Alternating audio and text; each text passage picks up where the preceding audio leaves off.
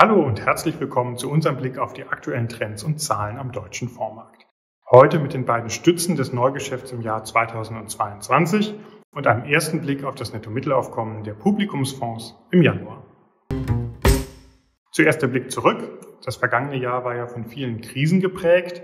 Das hat aber nicht dazu geführt, dass Anleger aus Fonds Gelder abgezogen hätten. Es gab weiterhin unterm Strich ein Nettomittelaufkommen von 66 Milliarden Euro. Das ist ja erstmal nicht so schlecht. Der Start ins Jahr war sogar sehr verheißungsvoll, doch dann kam die viel zitierte Zeitenwende und in der Folge schwächte sich die Dynamik deutlich ab.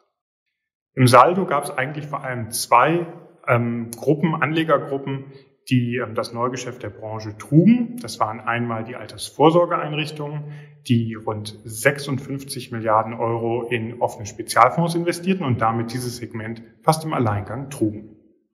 Hintergrund ist, dass die Beschäftigungs- und Lohnentwicklung in Deutschland ja ganz positiv war im letzten Jahr und dadurch sind natürlich auch die Altersvorsorgebeiträge tendenziell angestiegen.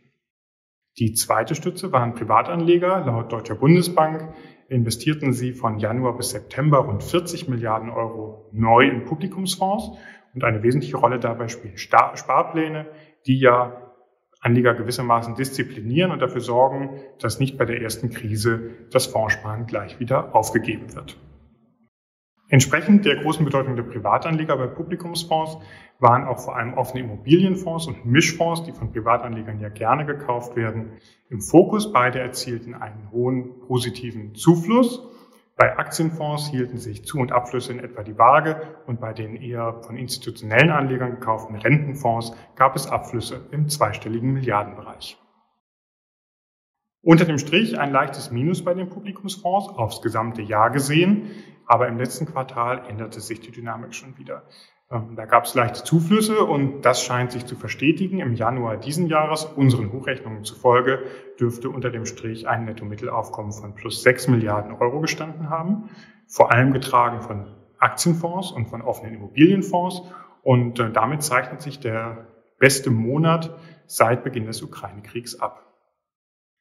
Und wenn Sie mehr dazu wissen wollen, gucken Sie gerne in unsere Veröffentlichungen, die wir Ihnen unten verlinkt haben. Und bis dahin erstmal vielen Dank fürs Zuschauen.